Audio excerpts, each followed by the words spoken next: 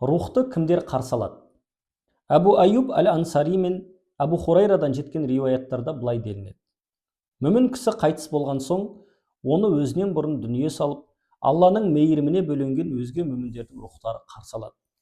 Бір-біріне бауырларыңа қараңдар, дүниенің қиындығынан құтылып, тыныштық пен рахатқа қауышты дейді. Олар өз орталарына мүмін бауырларының келгендігіне қатты қуанады. Одан бәленше не істеді, бәленше қалай, үйленді ме деген сынды әртүрлі сұрақтар сұрайды. Әлгі кісі бәленше менің алдымда дүние салған болатын, араларыңызға келмеді ме деп таңырқайды.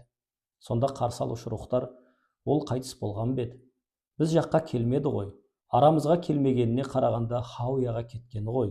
Ол қандай жаман жер. Шүбәсіз бәріміз Алладан келдік, Аллаға қайтамыз дейді. Осындай қызықты мәліметтерді мына кітаптан таба аласыздар. Тапсырыс беру үшін төмендегі нөмірге жазыңыз.